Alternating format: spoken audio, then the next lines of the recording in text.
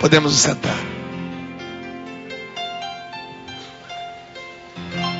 Viver pra mim é Cristo, morrer pra mim é ganho. Não há outra questão, quando se é cristão, não se para de lutar. Triunfarei sobre o mal, conquistarei troféus. Quando se é cristão, não se para de lutar, até chegar aos céus. Muito bom dia, que alegria. Estamos em Jerusalém, celebrando Pentecostes, essa festa que faz a igreja. A teologia nos ensina que a missão específica do Espírito é nos santificar. É fazer com que o nosso coração compreenda cada vez mais, à medida em que nós evoluímos na consciência de quem somos, nos faz compreender essa ação do Espírito, nos faz compreender quem somos, o que devemos, o que não devemos. A consciência moral é apenas uma consequência do saber-se santo. Não é o primeiro passo. É por isso que não dá certo quando a gente quer exigir. Pati, minha filha, preciso te dar um beijo, que eu não te vi ainda. Passou o sinal da cruz aqui. Amém, obrigado. É por isso que às vezes não dá certo quando a gente quer ensinar moral cristã sem fazer o Espírito habitar o coração da gente. Vamos obedecer enquanto nos vigiam. Na hora que passa a vigilância, estamos lá escrachados nas nossas permissões horrorosas, pecaminosas. Antes de qualquer coisa, é a ação do Espírito em nós. Se o Espírito não nos santifica, não nos vivifica, se ele não encontra um espaço para crescer em nós, nós vamos nos limitar a uma pertença religiosa infértil, um moralismo religioso que praticamos vezes sim, vezes não.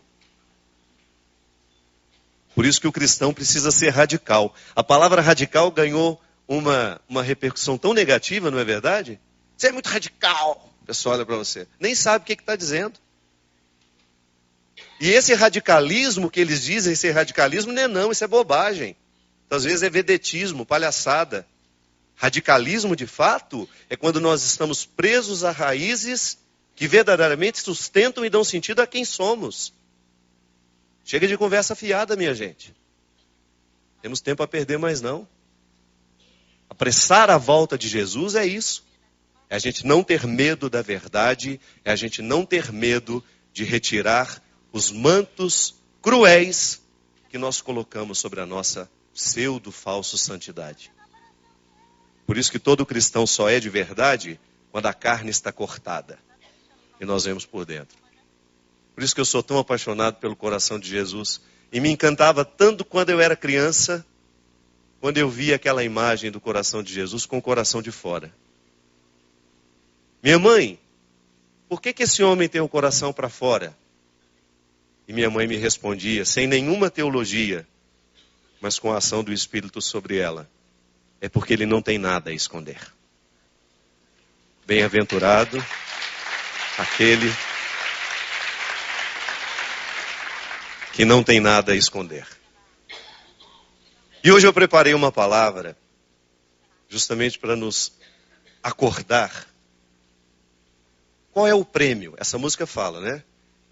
Viver para mim é Cristo, morrer para mim é ganho. Ih, foi lá no... Não há um... Viver para mim é Cristo, morrer para mim é ganho.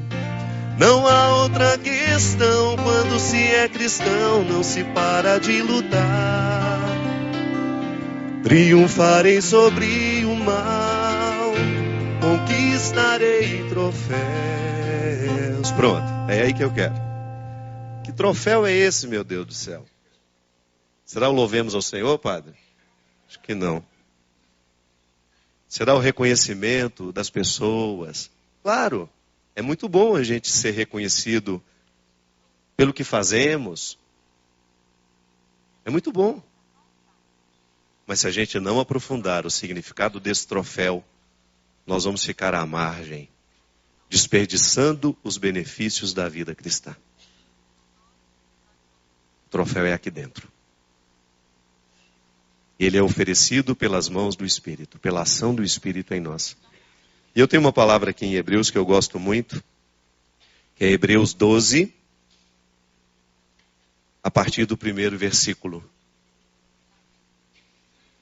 Carta de São Paulo aos Hebreus, capítulo 12.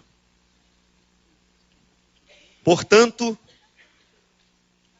com tamanha nuvem de testemunhas em torno de nós, deixemos de lado tudo que nos atrapalha e o pecado que nos envolve. Corramos com perseverança na competição que nos é proposta, com os olhos fixos em Jesus, que vai à frente da nossa fé e leva à perfeição.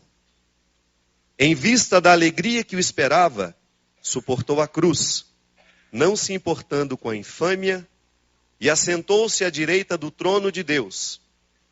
Pensai, pois, naquele que enfrentou uma tal oposição por parte dos pecadores, para que não vos deixeis abater pelo desânimo. Palavra do Senhor. Nós estamos dentro de uma competição. São Paulo motiva a comunidade aos hebreus a não desanimar nessa competição. A gente sabe que quando a gente vai competir, a gente se prepara. Qual que é o grande objetivo? Chegar em primeiro lugar. Ou você compete para perder? Não. Eu até lamento muito que dentro do nosso contexto humano, a competição esteja tão ligada à possibilidade de massacrar o outro, não é? Vai lá e arrasa, o outro fala para você. Vai lá e destrói os seus oponentes. Tá certo. Essa competição humana, esse contexto de competição, nós aprendemos desde quando a gente é menino. Quando você era menina lá na sua escola, e você recebia o prêmio por ter sido a melhor aluna, você recebia o prêmio por ter sido o melhor aluno, é natural. Só que, quando nós entramos dentro do coração do cristianismo, dentro da proposta de Jesus, primeira coisa, você precisa se despir dos seus conceitos. Eu sempre digo, se a gente não esquecer muita coisa que a gente aprendeu ao longo da nossa vida, e compreendeu isso como certo, competir, ganhar do outro, massacrar o outro, mostrar competência, provar ao mundo que nós somos capazes. Se a gente não esquecer um pouco essas regras, nós nunca chegaremos à essência do cristianismo, onde vencer é ser crucificado.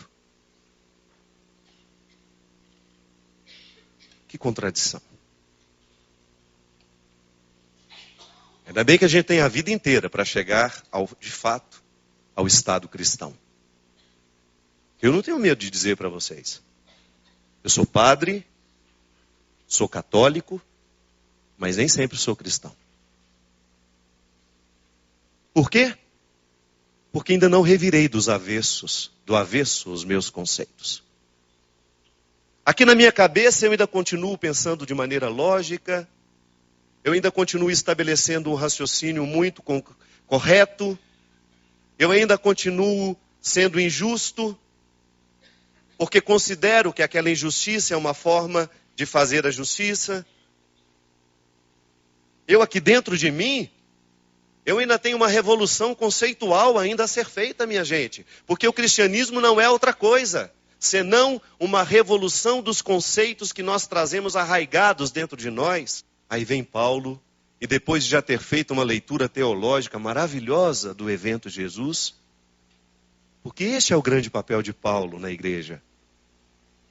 Os discípulos, minha gente, eles souberam viver. Pedro, Tiago, João, Barnabé. Hoje nós tivemos aqui a figura de Barnabé, já fruto dessa evangelização de Paulo também. Mas aqueles primeiros que estiveram ligados a Jesus, Eles viveram. Experimentaram a presença de Jesus, viram a sua força, a sua capacidade de fazer milagres. Você teve a graça de passar por esses lugares. Esteve em Cafarnaum. Esteve na Galileia, em alguns lugares da Galileia. Teve a oportunidade de andar pela mesma geografia do Cristo. Mas Paulo não. Paulo é filho da fé. Ele não viu Jesus da mesma maneira como os apóstolos puderam ver. A experiência de Paulo é outra.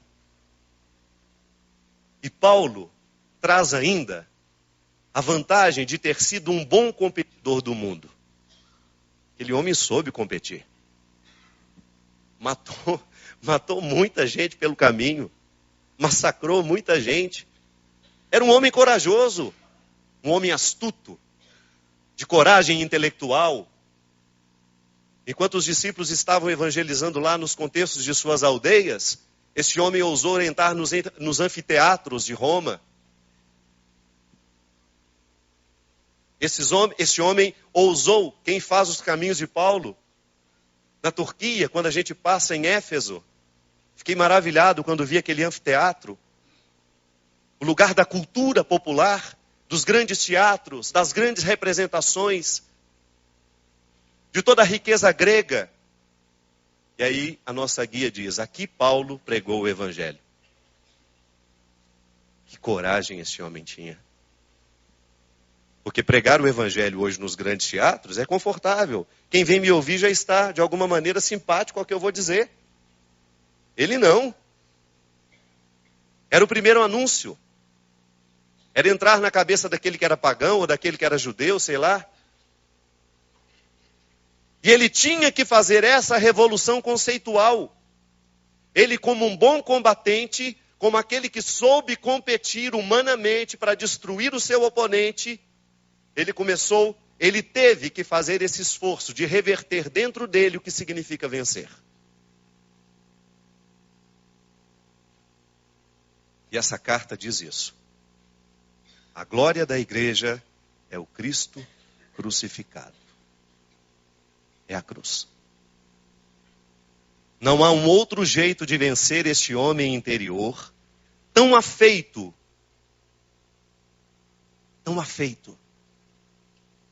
às competências, tão afeito às competições, tão afeito à capacidade de destruir o oponente, tão afeito à capacidade de mostrar-se grandioso, garboso, importante. Ele tinha que massacrar dentro dele esse conceito de vitória para entrar no coração de Jesus, que nos apresenta uma outra forma de vencer. Vence, dentro do contexto cristão, é aquele que volta ao humus. O que é o humus? É a parte fértil da terra. É aquele que descobre o valor da pequenez. É aquele que descobre a oportunidade de diminuir dentro de si tudo aquilo que é nocivo ao humano. A nossa arrogância, a nossa prepotência. E é por isso que é tão espinhoso para nós hoje tocar nessas experiências de Jesus, nessas preferências de Jesus, quando nós olhamos para a igreja e o que ela se tornou. E quando eu falo olhar para a igreja e o que ela se tornou, eu estou falando da sua paróquia, eu estou falando da minha, eu estou falando da nossa catedral, eu estou falando do meu coração. Nós não falamos da igreja como se nós estivéssemos fora dela. É por isso que toda e qualquer crítica que nós tivermos coragem de caridosamente fazer à igreja, nós temos de fazer é a nós mesmos. Não me confundam. A igreja que precisa ser reconstruída é a igreja que habita o meu e o seu coração. É essa igreja que precisa de revolução.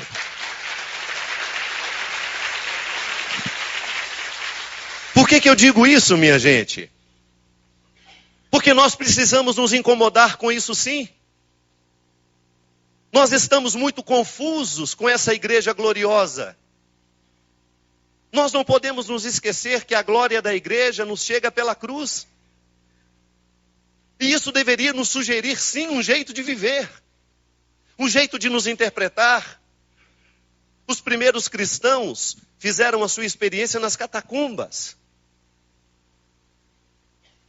Sabe o que é uma catacumba, né? É um túmulo. Tinha de ser escondido, porque eles eram perseguidos. Não era bonito, não. Você se enfiar dentro de um túmulo para reverenciar o sagrado. Você se enfiar dentro de um túmulo para você ter contato com a sua verdade pessoal, à luz de um Deus que nos inspira a pequenez. A morte de cruz.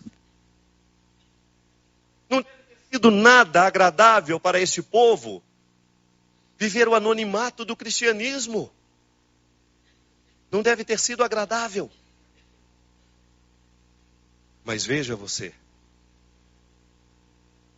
Veja você. Ali a igreja se fortaleceu para nascer.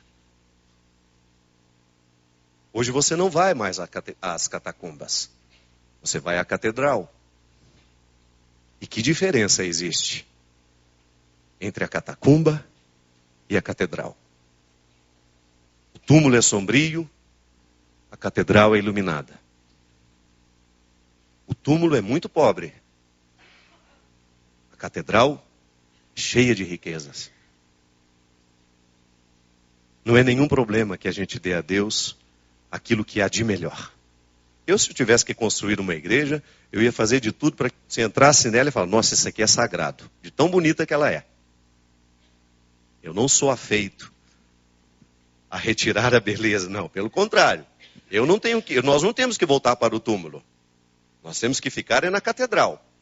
Mas o coração tem de estar como se estivéssemos no túmulo.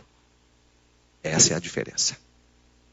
Eu rezo na catedral, mas o meu coração reconhece o valor do esconderijo, da pequenez, da vida humilde, da vida simples. Simplicidade no trato, no encontro. Não me abster da responsabilidade de fazer o cristianismo crescer no mundo a partir de mim.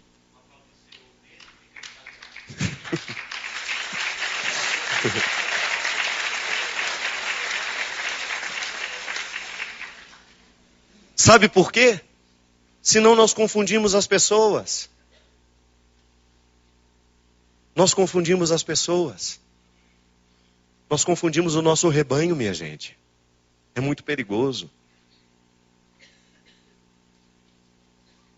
Se a gente não demonstra que nós compreendemos a competição pelo seu avesso, eu estou competindo não é para ganhar, era para aprender a perder.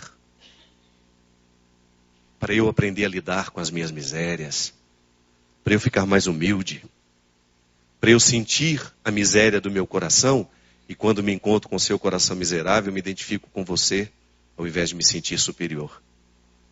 Sabe? Isso é cristianismo. É um cristianismo que está sendo cada vez mais distanciado da cruz. Como é que pode isso? Como é que nós podemos admitir um cristianismo distante da cruz? Que já não quer mais saber do sacrifício? Estava conversando aqui agora. O padre Wagner. E o... Como é que eu pude esquecer o nome dele? O grandão? Manuel. A gente estava falando aqui agora, antes de eu entrar. A pobreza no mundo hoje não passa pela carência de coisas religiosas só não. A pobreza do mundo está ligada a valores humanos que estão sendo esquecidos, que estão sendo negligenciados. Que estão sendo negligenciados mesmo. Mas nós somos cristãos. Mas nós somos católicos. Mas abrimos mão da miudeza que compõe o caráter de um cristão, de um verdadeiro cristão. Quando eu desaprendo o significado da cruz, do sacrifício da minha vida, eu fico miserável do ponto de vista humano, não é só religioso não. Você que é pai, você que é mãe, sabe muito bem do que eu estou falando. dessa geração que está sendo criada nas facilidades, dessa geração que está cada vez mais facilitada no seu processo. Isso é um absurdo, minha gente. Nós queremos simplificar todo o processo humano, nós queremos evitar o sofrimento humano, como se isso fosse uma vantagem para nós. Não queira você uma conversão que não passe pelo seu sacrifício. Ah, mas isso é difícil demais, padre. Procure outro lugar. Procure outra religião mais fácil, então. Você sabe muito bem quantos leões você precisa matar diariamente aí no seu temperamento, no seu jeito de ser, para que você dê conta da sua vocação cristã. Vocação é chamado, minha gente, não é uma imposição. Mas a partir do momento em que eu sou chamado, eu preciso matar os leões que devoram o meu cristianismo todos os dias. O padre Reginaldo falava aqui antes, do tanto que ele às vezes assume coisas que ele não deveria assumir, que ele não tem juízo. Eu já disse isso para ele. Se tem uma coisa que eu admiro neste homem, não é o trabalho de homem público que ele tem, não é isso não. Isso é apenas uma consequência. O padre Reginaldo é um homem que não se economiza como padre. Ele não se economiza como padre. Eu sou testemunha disso. Tem 2, 3 missas todo dia, e ele tem uma paróquia para administrar, e ele tem viagem para fazer. Ele sabe quantos leões ele precisa matar todos os dias para ele dar conta do cristianismo dele. Mas eu não estou falando do homem público, não. O homem público é outra história. Ele só vai acarretar ainda mais outros leões, que ele tem que matar o leão que prejudica o cristianismo dele, e ainda tem que matar o leão que prejudica a vida pública dele. O Eto, para administrar a Canção Nova, esse homem não tem um pingo de juízo. Eu nunca achei o Eto uma pessoa normal da cabeça. E já disse isso para ele. Casou com uma mulher louca. E tem um padre ali no cantinho, louco igual eles. Só que essa loucura é cristã.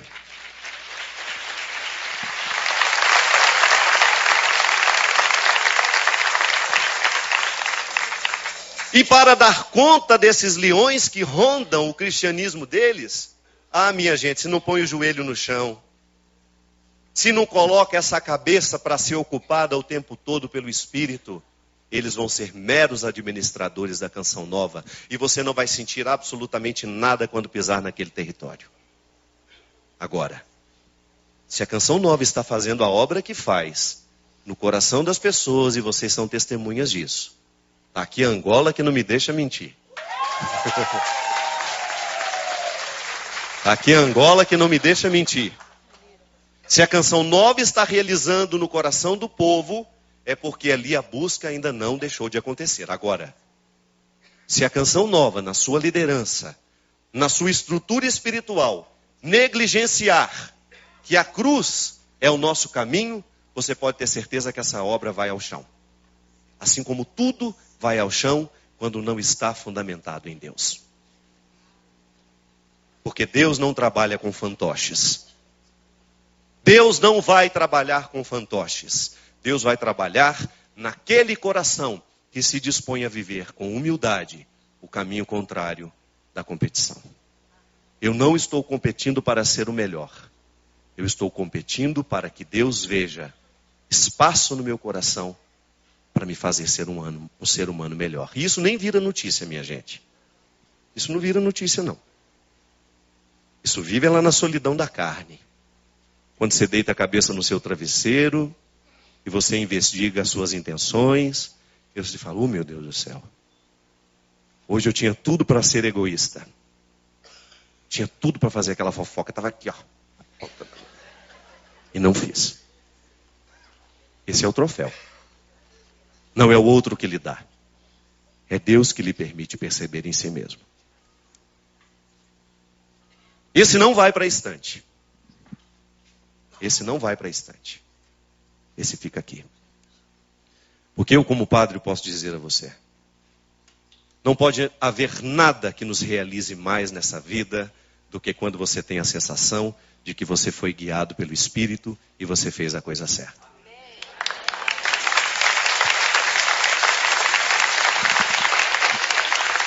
Aí você sim tem. Aí você está vivendo coerentemente o caminho contrário. Eu estou voltando à minha raiz. Eu estou esquecendo as glórias do cristianismo. E eu estou me recordando que esta glória só tem sentido se estiver amarrada à cruz. Jesus é um rei. Mas é um rei coroado de espinhos. É coroado de espinhos. Talvez seja por isso que Papa Francisco tem encurtado o caminho. É o Papa que a igreja precisava neste momento. Eu não estou falando que esse homem despreza a estrutura romana, tudo aquilo que existe lá no Vaticano. Não, aquilo lá tem mais é que ser preservado. É a nossa casa, é a casa da fé. Mas o Papa Francisco faz um esforço diário para mostrar que a melhor maneira de sermos grandiosos é sermos simples. É sermos pequenos. É a melhor maneira de um ser humano ser grande.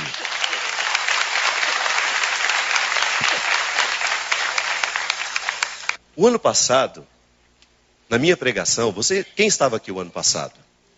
Vocês se recordam que eu falei de como é perigoso a gente colocar a devoção mariana acima da cristologia? Se recordam disso?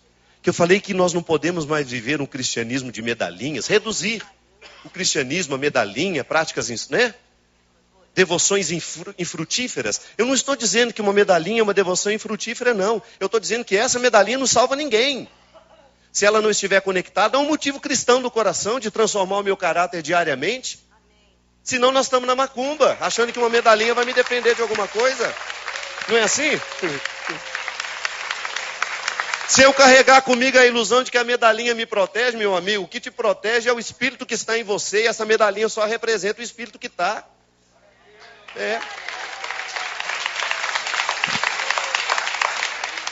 Pois alguns espíritos de porco. Espírito de porco é aquele que fuça, né? Que fica tentando prejudicar o outro. Recortaram os pedacinhos daquela pregação, multiplicaram no Brasil, dizendo que eu estava dizendo que a devoção mariana, enfim, que eu estava ridicularizando, sei lá, banalizando a devoção mariana dentro do contexto religioso. O que é isso? E ali, minha gente, você não faz ideia dos ataques que eu sofri. E tenho sofrido ainda hoje. Deus sabe o que eu passei e tenho passado. Aí os evangélicos, claro, ficaram felizes. Padre Fábio vai virar pastor. Foi expulso da Canção Nova. Disseram que eu fui expulso da Canção Nova e uma série de coisas. Agora eu pergunto para você. Quem fez isso? Quem fez todos esses ataques a mim? Foram ateus? Foram católicos. Só que não são cristãos. São católicos, mas não são cristãos. Porque se é católico, e se reduz a ser católico, a bater no peito e a defender a Santa e Madre Igreja, mas não é capaz de vasculhar para ver se realmente eu tinha dito aquilo, para mim isso não é cristianismo. Cristianismo é quando você vasculha a verdade e realmente o Padre Fábio foi um herege. Então tudo bem. Agora você picotar um vídeo e maldosamente reproduzir aquilo para que aquilo vire diabólico, para que as pessoas tenham uma compreensão errada daquilo que eu falei, isso para mim não é catolicismo, não é cristianismo. Isso é diabolismo. Não tem outro nome.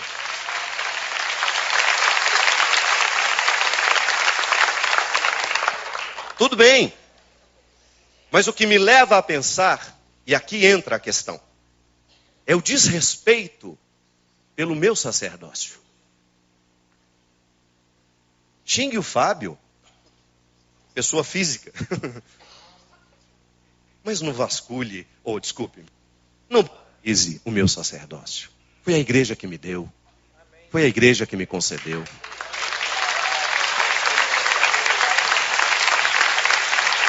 E quando eu falava para vocês que hoje nós temos um prejuízo, de valores humanos. Meu Deus do céu.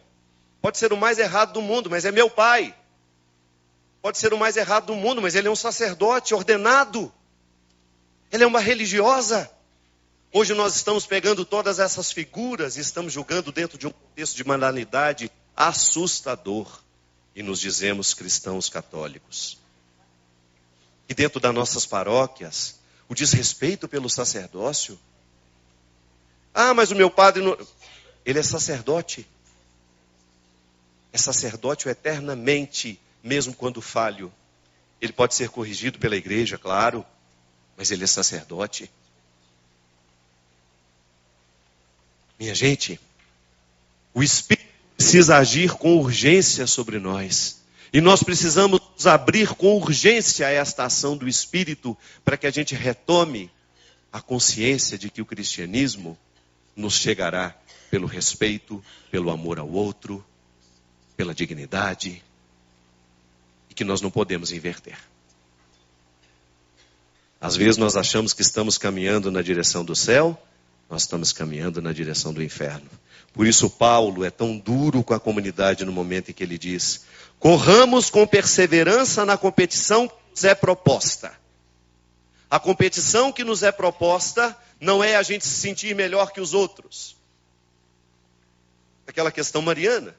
Você acha que eu preciso falar mal de Nossa Senhora para criar amizade com os evangélicos? Não preciso disso não.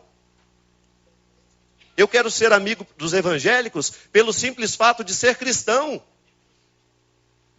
Quero ser irmão deles pelo simples fato de ser um cristão. Eu não tenho que abrir mão da minha consciência de fé para ser amigo do outro que é ateu. O que é isso, minha gente? Ou eu também não preciso ser inimigo dele porque ele professa uma religião diferente de mim? Que mundo é esse? Onde vamos parar? Você está num território assim?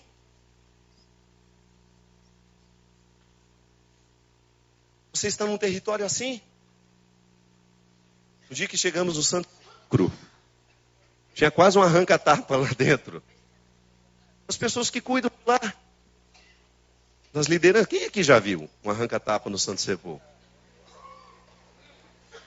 Não é assustador isso? Aí na hora, eu, todo superior, né? Gente, como pode fazer isso com as pessoas? Lugar santo. Devia estar dando exemplo. Aí imediatamente... É horrível aquilo. Mas aí eu parei e pensei, e eu? Quantas vezes eu também não faço isso em torno do meu Santo Sepulcro? Em torno do meu espaço. Da minha pastoral. Onde eu sou coordenadora há mais de 50 anos. Sou coordenadora do pastoral dos jovens há 62 anos na paróquia. Pois é.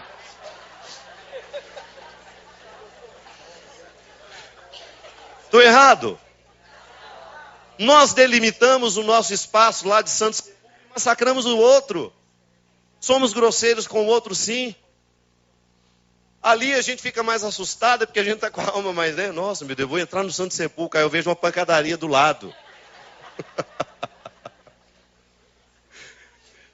Meu coração todo pronto para pôr a mão na... Aí de repente um frei dando uns tapas numa mulher e ameaçando ela de morte. Aí eu acho aquilo horrível, mas imediatamente eu penso que eu também promovo isso na minha vida, minha gente. É como se eu estivesse caminhando o contrário do que Deus me pede. O desprendimento, sabe? E é por isso que Jesus falou, vai chegar um momento em que não é aqui, nem ali, nem nesse monte, nem naquele, mas é em espírito e verdade. E isso só o Espírito pode fazer em nós. Só o Espírito pode fazer isso em nós. Provocar o nosso coração para a gente compreender que o cristianismo não pode ser glamourizado. O Padre Reginaldo sofre esse mesmo mal. Monsenhor Jonas sofreu e deve sofrer ainda hoje, embora ele fique menos exposto. Você não faz ideia do prejuízo que nós padres que estamos na televisão levamos. Porque você faz a gente sentir o bonitão da história. É. Você vai nos tratando igual celebridade, a gente vai achando aquilo bom, a gente vai aceitando. Daqui a pouco a gente está andando meio metro do chão. Cordão de isolamento que ele vai passar. Você não faz ideia do prejuízo que vocês causam ao meu sacerdócio, ao sacerdócio dos padres que precisam aparecer por causa do trabalho que fazem. Isso é um prejuízo horroroso. Chega perto de mim sem precisar tirar foto.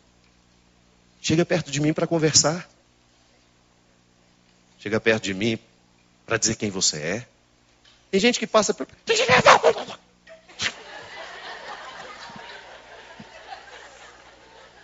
E o que você vai virando? 10 anos nessa vida. Sendo tratado como se fosse... E é por isso, eu estava dizendo ao padre Wagner, eu sinto muita falta do tempo, porque como minha vida mudou demais, fazia um show para 30 mil pessoas no domingo, na segunda-feira estava lavando o banheiro. Junto com os meus irmãos da comunidade. A glamorização do sacerdócio, do sacerdote que tem o programa de rádio, do sacerdote que tem o programa de televisão, do sacerdote que escreve livros, do sacerdote que faz hoje o que o Paulo fez naquela época. Diminui o sofrimento do seu sacerdote. Trate-o mais humanamente. Trate-o com humanidade. Retire dele o que realmente importa para você, é o sacerdócio dele. Ele tem muito mais riquezas a lhe oferecer do que uma foto ao lado dele. Ele tem muito mais coisas importantes para deixar na sua vida.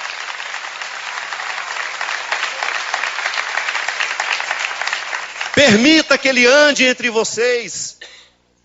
Permita que ele esteja com vocês. Não prive o sacerdócio de ter uma vida com o povo, minha gente. Porque esse é o maior crime que nós podemos viver.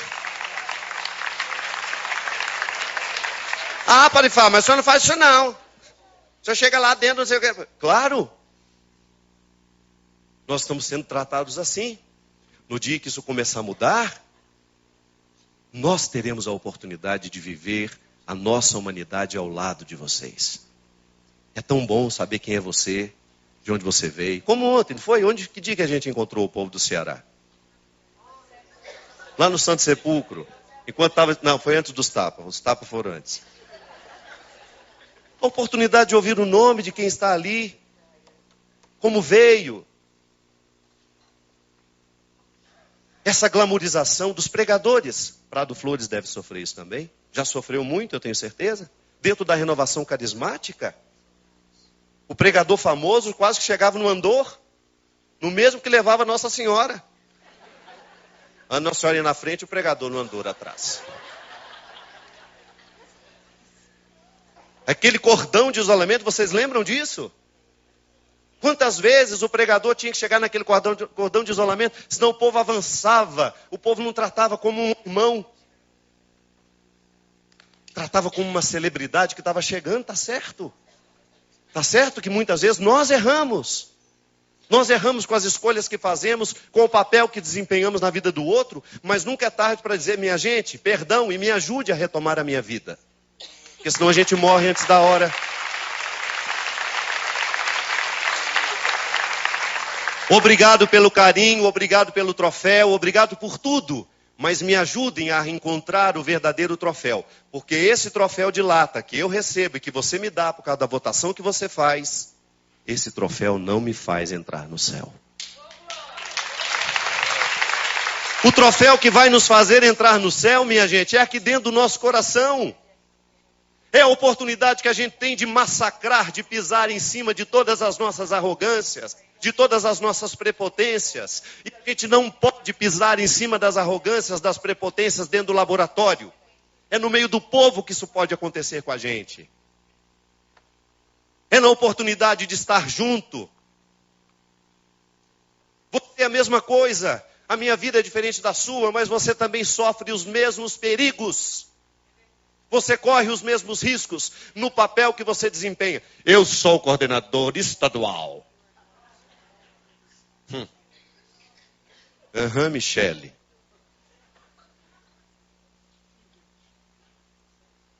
E aí? Eu sempre digo isso. Não é a sua autoridade que te salva. O que te salva é o que você faz com a autoridade que Deus lhe deu. Isso sim te salva. Ou você acha que Deus está realmente precisando da sua liderança? Geralmente Deus escolhe os piores para liderar. Sabe por quê? Porque Ele sabe que se aquela pessoa levar a sério a liderança, o coração dela vai demais. Porque onde existe autoridade cristã, ali existe disponibilidade ao serviço. Se não existe autoridade cristã, se não existe disposição ao serviço, essa autoridade não é cristã. A gente pode até chamar isso de cristão, mas não é. O poder só tem sentido se ele estiver amarrado ao serviço. Caso contrário, ele não vai nos levar a lugar nenhum. Ou pelo contrário, ele nos leva à derrocada. Eu não sei qual é o papel que você tem na sua comunidade. Eu não sei se você se sente muito importante.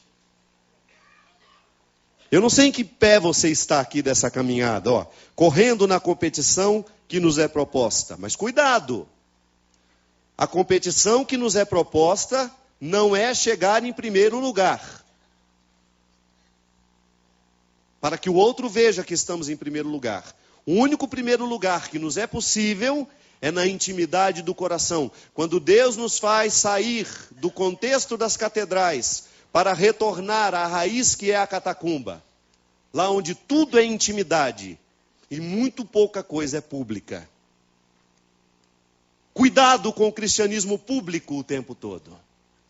Cuidado com os inúmeros trabalhos que você realiza. Eu estou dizendo isso para mim, minha gente. Sou o primeiro ouvido que escuta. Cuidado com a nossa muita visibilidade. Dentro dos nossos grupos de oração. Dentro dos nossos grupos de oração, isso é um pecado que pode nos levar para o inferno, sim. Quando eu falo inferno, eu não estou falando da realidade escatológica só, não.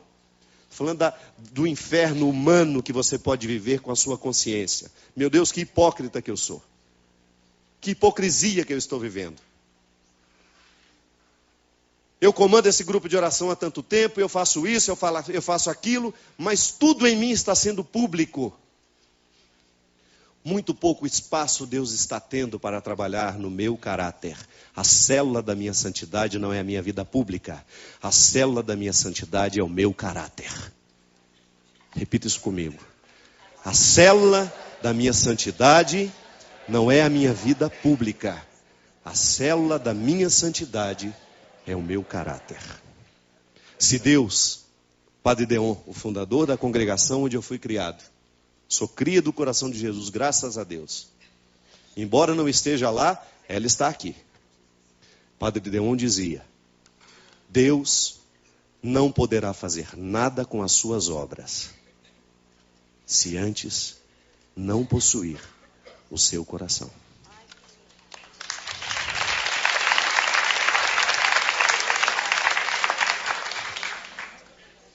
Minha gente, esse é o troféu que nós queremos. É você saber que a sua obra é fruto do seu coração. É fruto do coração. De nada vale eu falar tudo isso aqui para ser uma verdade somente para você. Essa tem que ser a verdade do meu coração, essa tem de ser a minha convicção, é aqui que eu tenho que doar o meu sangue. E quando eu uso desse espaço para falar de tudo isso para vocês, eu estou falando da minha luta. Eu estou falando dos meus conflitos, do padre que eu sou hoje. Com toda a atmosfera de limites e possibilidades que eu enfrento, que eu administro. Eu não reclamo não. Eu só constato.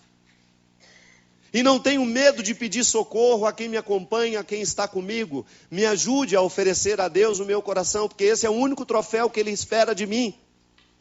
Os outros passam, minha gente, os outros enferrujam. Os outros a gente guarda, nem sabe onde ficou. Faça o mesmo na sua trajetória. Preste atenção, pare de correr. Às vezes na competição, ganha aquele que para e analisa o caminho para onde está correndo. Não tenha medo de fazer a pausa, de olhar, gente, para onde que eu estou correndo? Qual que é o troféu que eu estou querendo ganhar? O que que eu estou querendo conquistar? Que glória é essa? É a cruz? E eu não estou falando de dolorismo. Se você optar pela glória da cruz, você terá de naturalmente enfrentar os seus fantasmas. E enfrentar fantasmas pessoais é doloroso, não é fácil não. Você olhar para o seu coração e você perceber que você ainda não ama o tanto que poderia ter amado. Isso é doído. Ou então de você sentir que você desperdiçou longos anos do seu ministério com uma glória pessoal. Ou que você comandou pessoas de maneira desonesta, cruel, em nome de Deus. A gente critica a guerra na Síria. Sim. Mas critique a guerra que você promove nas pequenas relações, nos pequenos gestos. Critique, não tenha medo.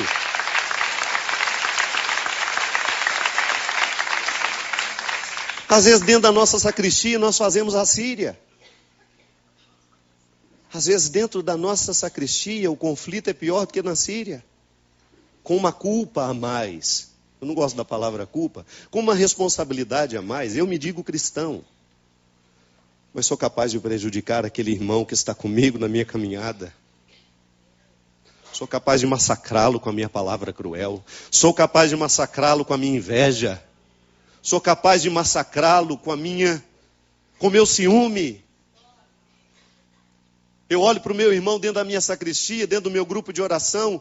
Meu Deus do céu, quantas vezes eu puxei o tapete daquela criatura por pura inveja. Aí a Síria é aqui. A Síria é aqui, bem ao meu lado, dentro de mim.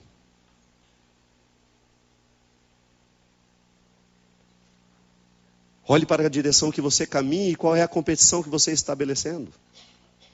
Nunca é tarde. Eu sempre digo isso e vou morrer dizendo isso. Muita coisa eu tenho dúvida. Mas disso eu não tenho, minha gente. Deus não desiste de nós.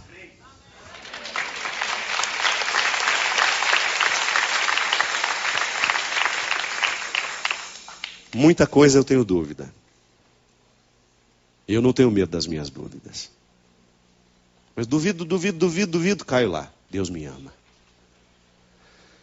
E mesmo sendo eu um promotor dessa Síria, aqui dentro da minha sacristia, dentro do meu grupo de oração, nessa competição que eu estou estabelecendo, eu ainda acredito que Deus possa reverter a história.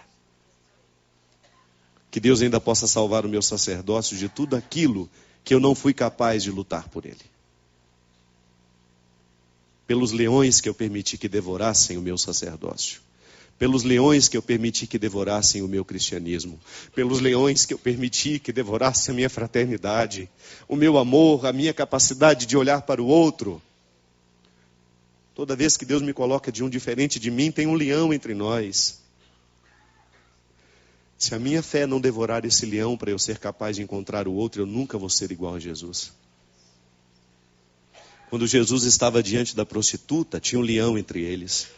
O leão do preconceito e o leão daquela multidão que estava ali de olho nele. Vamos ver o que ele vai fazer agora. E Jesus devorou o leão. E foi capaz de aproximar-se daquela mulher. E você nunca mais olhou para o seu pecado do mesmo jeito depois que soube de Madalena. E a igreja nunca mais pode olhar para si mesma sem recordar-se de Madalena. E a igreja jamais poderá contemplar a sua santidade, a sua glória, sem olhar para a cruz. E nunca chegaremos à compreensão de que não é prejuízo carregar essa cruz se não estivermos sob o impulso do Espírito Santo em nós. É Ele que retira de nós a sensação de prejuízo. A minha fé não é um prejuízo. Aquilo que eu abro mão por Deus não é um prejuízo. É um momento, a oportunidade que Deus tem de me beneficiar. Se eu faço esse sacrifício de não permitir que prevaleça o meu ciúme, de que não prevaleça a minha prepotência, ali Deus está me dando a oportunidade de uma fé que possa me beneficiar. Porque eu acho que seria, no mínimo, desastroso, Eto, se a gente oferecesse Deus ao outro e não oferecêssemos a nós mesmos. Gilberto, de nada vale você liderar a obra de Maria se você não liderar o seu coração.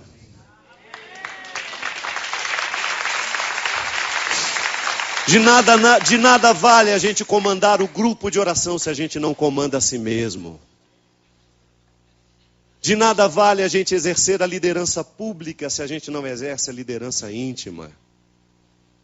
De nada vale o ministério público se eu não vivo a intimidade desse ministério aqui no meu coração. Quando eu permito que Deus me ilumine com a luz do seu Espírito e me faça perceber todas as imundícies que eu jogo debaixo do tapete da minha existência. E essa, minha gente, é esta coerência pessoal, essa honestidade pessoal é que nos faz levantar o troféu que o outro não pode ver nem pode aplaudir. É você.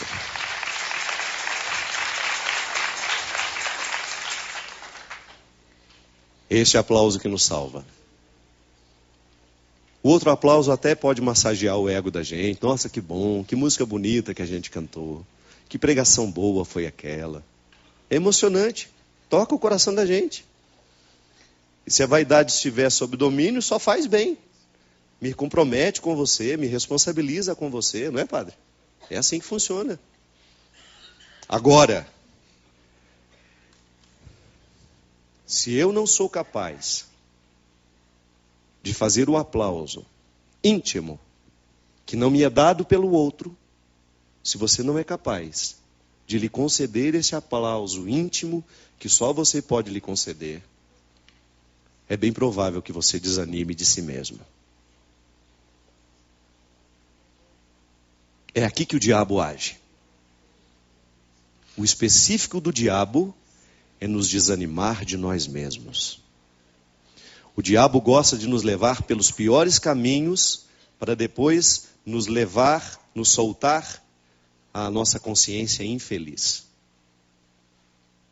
É uma obra ardilosa do diabo. Provocar a infelicidade da consciência.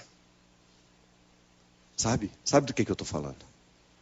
Quando tudo acabou, quando as luzes se apagaram, você deita a cabeça no travesseiro e você sabe o mal que você cometeu.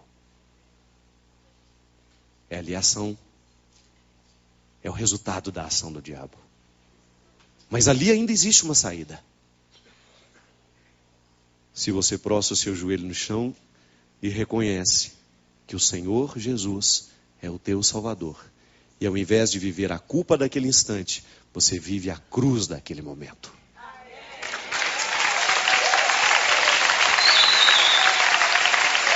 A cruz. Repete, por favor. Quando você está naquele momento da sua vida em que você tem consciência do erro cometido, você tem duas possibilidades. Se sente culpado, e é isso que o diabo quer, ou você prostra o joelho no chão e vai viver, naquele momento, a cruz que lhe é dada naquela hora. A cruz de saber que o seu caminho é assim. É reconhecer diariamente que você não tem condições de fazer esse trajeto solitário. Se a gente fica sozinho, nos resta a culpa e o diabo. Se a gente opta pela cruz, nós temos o Espírito, nós temos o Cristo, nós temos o Criador. A Trindade sobre nós.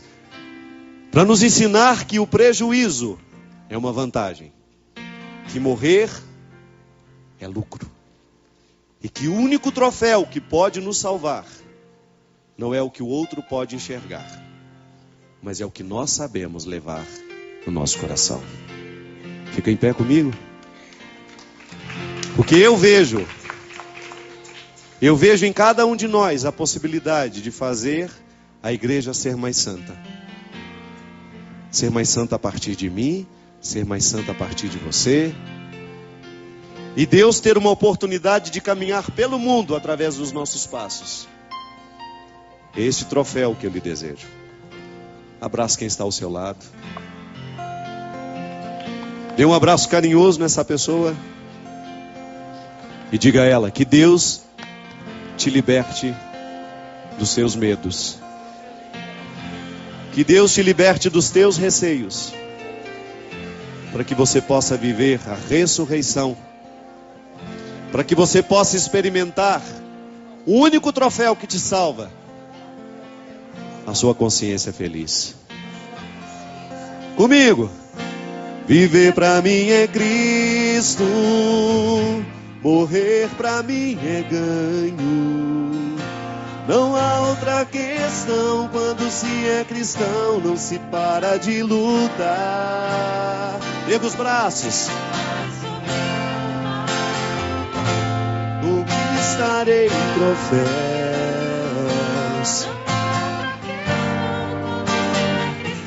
Não se para de lutar. Mais uma vez.